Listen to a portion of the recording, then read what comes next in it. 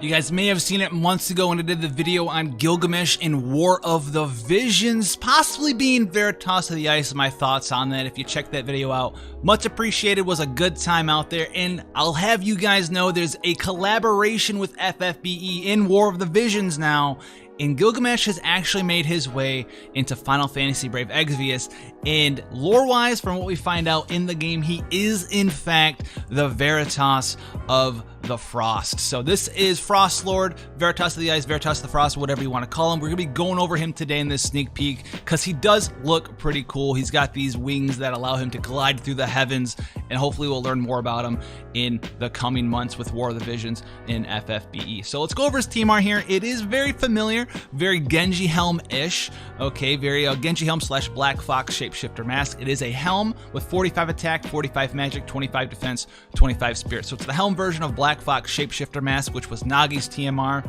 It's nothing super insane. It's just a stat stick for a hybrid type unit. And hybrid units, speaking of, Gilgamesh is kind of, but isn't really a hybrid unit. He has the ability to do both magic and physical damage, but they're not hybrid attacks. He's got magic attacks with multipliers that are good, and physical attacks with multipliers that are good, and then he does have one actual hybrid attack that you're going to be using, possibly, which is in fact his Limit Burst, and he is going to be a true dual wield hybrid character, as you can see from his super TMR here, which is a materia, 60% attack, 60% magic, 50% true dual wield attack, and 50% true dual wield magic. So this is Elena's super TMR, but instead of true double hand, it's true dual wield. As you can see, his chaining families here are Absolute Mirror of Equity and Mystic Cross. When he comes to global, we may or may not see the Mystic Cross family. I don't know if Mystic Cross is going to be a surviving family in global. We've gotten a couple of units that were supposed to be Mystic Cross, but were changed. So we'll see if the Mystic Cross family isn't changed to maybe Chaos Wave Awakened or some other things such as Absolute Zero in global. But let's get into his kit here. Equipment selection, daggers, swords, great swords, as well as rods. Armor selections, helms, no hats, light armor, heavy armor, and robes. And let's get into his stuff here. He's got some unique stuff to talk about and is pretty cool. He does have a 1-turn 65% defense break. He does have a skill that looks like it would be in Trust, but it's not. It actually gives him 150% high tide buff for 3 turns, and then increases his limit burst gauge by 5. And then over the next 2 turns, he's going to also increase his limit burst gauge by 5 each turn. So a total of 15 LB gauge to himself and a 150% high tide. He has the ability to mitigate damage taken by 20% for 3 turns to all allies, which is relatively low in consideration for all of the different supports that we have available to us. He also can do a little bit of a heal of 4,000 HP and 50 MP.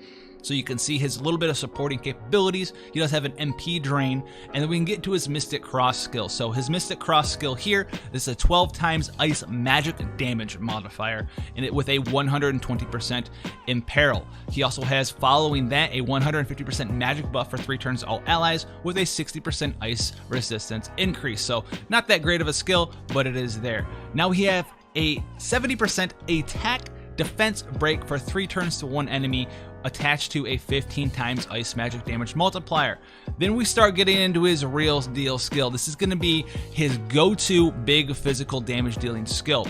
It is Absolute Mirror of Equity, it is single target, and it's an ice physical damage skill with a 0.5 multiplier with ignore 50% defense. This is over the course of the first 7 hits. The final hit is a 5.5 multiplier with ignore 50% defense to 1 enemy, and it does do a 120% ice imperil for 3 turns of that enemy as well. And you may have guessed that this skill is going to get multiplier increases, and as you can see, as we talk about on this channel, those multiplier increases are going to be applied 4 times to skills like this, as there's 2 different parts of the skill that do damage, the first 7 hits in the last final hit, and then each of those has ignore 50% defense. So if you see like a 3 times multiplier increase for this skill, it's going to be a 12 times multiplier increase. If you see a 5 times multiplier increase, it's going to be a 20 times multiplier increase to this skill. So very, very strong there. You can see he does have dual cast, and then we'll get into his 7-star kit here. 6-turn cooldown available on turn 1. This skill does a lot of things. So it's an ice resistance buff by 80% for 5 turns to all allies. It increases the limit burst gauge of all allies by 56 limit burst crystals to the caster. And then it gives a 4.75 to 4 times multiplier increase for 5 turns to those attacks that do the damage they were talking about there. So that's gonna be like a 16 times multiplier for the physical damage attack. Very, very, very, very, very powerful indeed. A little bit more than 16 times actually. And then it's going to enable triple cast for 6 turns to the caster as well. His following cooldown skill is a 3-turn cooldown available on turn 3. It's an ice physical damage attack, absolute mirror of equity. And it's going to do a 1.5 multiplier, ignore 50% defense in the first 7 hits, followed by a 12 times multiplier, ignore 50% defense on that final hit. It's also going to give you a limit burst damage increase of 100% for 2 turns to the caster, and this effect cannot be dispelled. His other damage dealing skill is the Mystic Cross magic damage version of this skill. So instead of doing physical damage, it's going to do magic damage, and it's still going to give you that 2-turn 100% limit burst damage buff. And then his final skill, which is the literal version of Future Proofness, is a 99-turn cooldown available on turn 1, and it's going to increase a limit burst gauge of an ally by 1,000 limit burst crystals. So incredibly powerful stuff there. This one's going to be a little unique. It's going to be able to fill anyone's limit burst gauge in the game for a long time to come. That's literally 1,000 crystals. The highest LB cost we have in the game are characters like CG Noctis and Regina, who cost 100 crystals. So this ability is going to be utilized by a lot of people here. Very strong. And it is W castable and triple castable. Going into his passives, we're going to see a bunch of true dual wield attack and magic, as well as attack and magic and multiplier increases for his skills. His most notable one is his level 120 passive with 9 times multipliers to some of his skills, 3.0 times multiplier, 3.75 multiplier to those skills. This one is going to be his big quadruply applied a buff there, so that's gonna be like a 14 times multiplier increase, a little bit over that to that skill there. Absolutely insane. It's a 15 times multiplier increase. It's crazy, crazy, crazy, crazy. He does have Dragon Killer. He gets an auto cast skill at the start of the battle, which we'll go over. He does have the True Dual Wield 6 times multiplier cap. You can see more Dragon Killer here of 75%, so 150% there. And then he's got 100% attack and magic True Dual Wield from this singular passive. He gets attack, magic, and MP bonuses. He has some counters. He has built-in dual wield. He has 100% limit burst gauge fill rate. He's immune to stop. He has absorb ice damage taken because he, guess what guys, is the Veritas of the Frost. He also has those floating wings for earth resistance. He has a bunch of MP restoration per turn, 12%.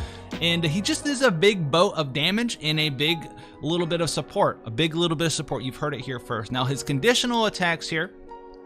He starts with an HP barrier. He can counter with a defense break of 60% with a 12 times physical multiplier. He has a 100% ice and peril there. We have the unlockable triple cast. And then here's the big one. The thing that auto casts at the start of the battle or being revived is actually a 9,999 turn attack and magic buff of 200%, and it's going to fill his limit burst gauge by 5 to 10 crystals. So he's going to always have, at a minimum, a 200% attack and magic buff, which you may have a support on your team who can do something along those lines at this point when he does come out, whether you're playing in JP right now or in Global in the future. And he also has that limit burst gauge 5 to 10 increase. His limit burst here is an actual hybrid skill. It's an 80 times multiplier, but remember guys, he's going to have those cooldown skills that give you 100% limit burst damage, which is going to raise this to an effective 160 times multiplier hybrid damage. Is a 13-hit skill with 120% ice resistance and peril associated with it. So he looks pretty cool. Veritas of the Frost finally made his way into FFBE, even though if it's a collaboration with War of the Visions, he's here. How strong is he? He's pretty powerful. He has the unique aspect of being able to do magic damage and physical damage. He's not actually locked to being a hybrid unit. So he's the first like hybrid but not hybrid unit. Hybrid units have the big benefits of being able to attack low defense, low spirit enemies, be able to go through different sorts of characters who have certain mitigations. That was their main weaknesses. They were doubly affected by mitigation such as physical mitigation and magical mitigation due to the way that the damage formula does work. But now that he does not lock to a hybrid skill, you can just use the physical skills or the magic skills. Very, very, very powerful. And those physical skills get up to 50 times multipliers there. So he's going to be another character that you guys can get your hands on and be very happy with. Flexible-wise, damage-wise, a little bit support-wise as well. Very cool character. He's not like a must-have character, but he's going to be one of those top-tier characters. If you guys like Gilgamesh, if you guys like the Veritases, if you've been waiting for Veritas of the Ice, Frostlord, He's here. If you want to see more stuff like this, guys, go ahead, hit that subscribe button, leave a notification bell rung, ring-a-ling-ding-ding. Tell me what you guys think about this down below. You guys helping out with the likes and the comments. That is the #1 way to help out a content creator on YouTube for free, is to just let YouTube know that you actually liked their content. With that said, guys, hopefully you guys had a great week on vacation. Maybe you have more vacation days, and I'll see you this week on stream and in the next one. Take care, guys.